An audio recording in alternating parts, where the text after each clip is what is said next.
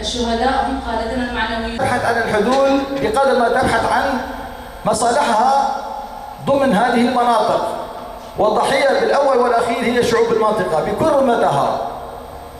لهذا رفاق راح يكون موضوع هذا موضوع أساسي. على ذلك الهجرة اللي عم بتصير قد ينظر بعض رفاق إلى هذه الهجرة أنها هجرة من أجل كسب العين. في كثير من الخطايا موجودة لا يعلمونها العالم، ولكن في كثير من المحللين السياسيين عم بيحللوا أن واقع سوريا ليس بجيد، إنما تصبح أسوأ وأسوأ نتيجة.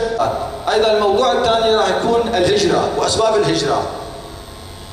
طبعا المؤامرة الدولية اللي صارت طبعا لها جذور تاريخية مرتبطة بالذهنية الذكورية، بالذهنية التسلطية، وتأتي جذورها من السومر.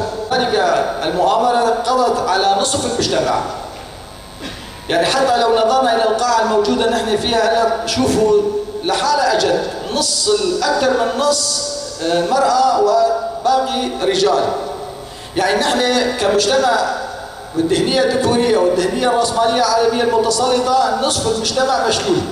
معالجة طبعا أكيد تتطلب كمان وضع سياسات وتغيير كثير من الشغلات لحتى تحد من الهجرة، والعمل كثير اللي يتطلب شان وضع حد للهجرة. يعني أنا بالنسبة لي يعني ما أسميها هجرة، يعني أسميها تهجير.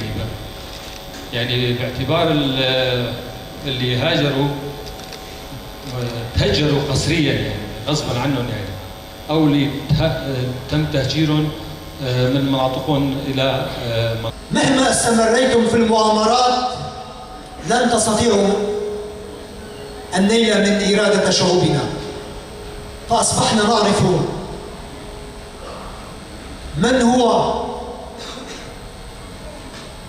أردوغان وماذا يهدف، ومن هو أوجلان وماذا يمثل من القيم وأخوة الشعوب. وسنصعد من نضالنا الديمقراطي المجتمعي، وبالأخص لنعلم جيدا، صدقوا إن نجاح الإدارة الذاتية في شمال وشرق سوريا